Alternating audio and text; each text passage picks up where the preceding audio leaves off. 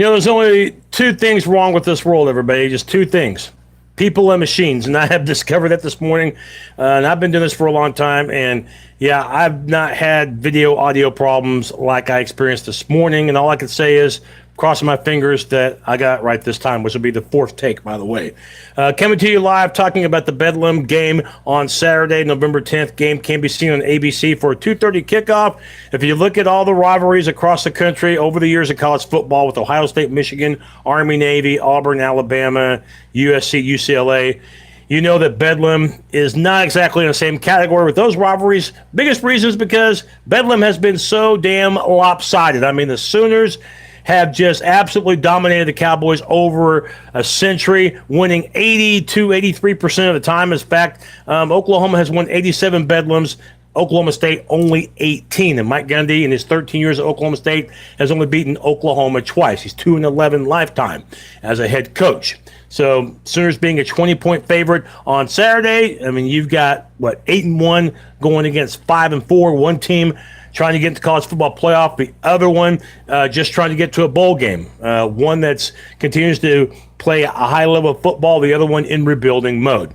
Before we talk any more about Oklahoma State, let's go ahead and break down the latest college football playoff rankings. Of course, the top five could have picked that well before it came out. Alabama, Clemson, Notre Dame, Michigan, Georgia, and then Oklahoma at number 6, moving up a spot. LSU, by the way, at number 7, and not far behind West Virginia, coming off their big win against Texas. All you can do if you're the Sooners is take care of your own business on the field. You can't worry about circumstances like, what if Michigan loses? What if Notre Dame loses? What if the SEC gets more than one team? You can't worry about stuff like that because that'll affect your play. So take care of Oklahoma State this week. Kansas State next week, a big one 2 weeks from today on November 23rd, a Friday night game in Morgantown against West Virginia with a lot of big-time implications. And then the next week, the Big 12 championship game.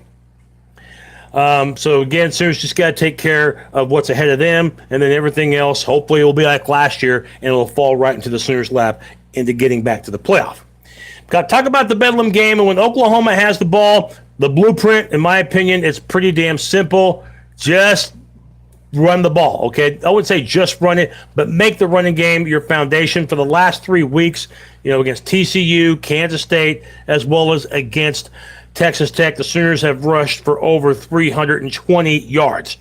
So you got to give it up to the offensive line, to Drew Samia, to Cody Ford, to Mark Calcaterra, the tight end, and to those other offensive linemen that have paved the way, opening the holes for Trey Sermon, for Kennedy Brooks, for TJ Pledger. All you could do is make sure that Oklahoma State respects that ground game first. If you could do that, that should make Oklahoma State make adjustments, and the Sooners should make the Pokes pay with the passing attack with Kyler Murray, with CeeDee Lamb, with Marquise Brown, and a guy that's really come on strong, Lee Morris, one of the present surprises this year, and of course, Calcaterra used him in between the hash marks for those receptions. Oklahoma State's defense, coached by Jim Knowles, they thought that he'd be the answer, coming from Duke after the Cowboys, fired Glenn Spencer. As far as yardage and as far as points per game, Oklahoma State hasn't shown improvement whatsoever. In fact, they give up 30 points per contest. A couple of things that Oklahoma State does excel at, though, is tackles for loss as well as quarterback sacks. They lead the country, by the way, in sacks per game, 3.7. Guy contained the guy up front in Jordan Brailford, 10 sacks, double digits also in tackles for loss. He can be a menace. And, of course, Jordan Phillips is one heck of a linebacker for the Cowboys as well. But the Cowboys give up way too much yardage, especially through the air. So I would expect Oklahoma to have a big, big day offensively and score at least a half 100. I just don't think Oklahoma State can get the job done defensively overall. Now, when Oklahoma's on defense, even though the Cowboy offense may not have a Mason Rudolph, even though they may not have a James Washington or Marcel Aitman or Jalen McCleskey, who quit earlier this season, it's still an offense that has skilled players that can hurt you. Justice Hill is the key to this game for the Oklahoma State offense, because not only is he a running back that kills you in open space, but he could also hurt you in closed space as well. What I mean by that, even when you think you have the play contained, Hill is so good at lateral movement and breaking tackles. So for that defensive line of Oklahoma, with Kenneth Mann, with Neville Gallimore, with Amani Bledsoe, as well as with Ronnie Perkins, those guys have got to be able to wrap up and make sure that Hill isn't bouncing off of them like a slinky. You can contain Justice Hill into 90 yards or less. That right there is a victory, because Hill's had humongous games in the past, and last year he had a big game in Stillwater against the Sooners. The receivers may not be what they were last year, but they are still loaded in this department. In fact, Tylan Wallace is having an incredible year, over 1,000 yards in receiving. Tyron Johnson's dangerous, and you have the veteran in Dylan Stoner.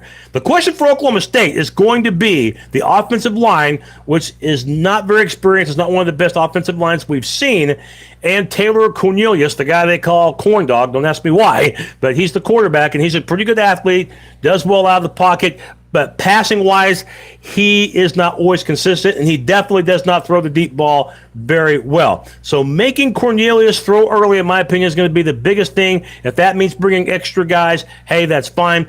We'll see how the corners do for the Sooners, and Brown and Norwood and Motley when he's in the game. I liked what I saw last week from Robert Barnes at the safety position against the Red Raiders, and we'll see if the tackling tandem of Curtis Bolton, of Kenneth Murray, who, by the way, are close to 200 combined tackles already on the year with 3 games to spare. We'll see how active they can be in this matchup.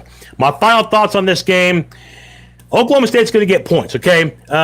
They have too many good skilled players for Oklahoma to just expect to shut down. I don't think that's going to happen. So I can see Oklahoma State scoring, 30, 31 points in this game, maybe 35, but they're not going to be able to contain Oklahoma's offense. Oklahoma should have their pick, their weapons of choice in this game, but it's got to start with the running game first to open up the passing game, and I think that will not be a problem for Kyler Murray and company. It's going to be a cold Saturday, by the way. They're saying mid-40s, but the Sooner offense should get and remain hot throughout the game. 52-31 is going to be my final. I got the Sooners winning and covering that 20-point spread. Don't forget my 3 picks, me against the almighty coin.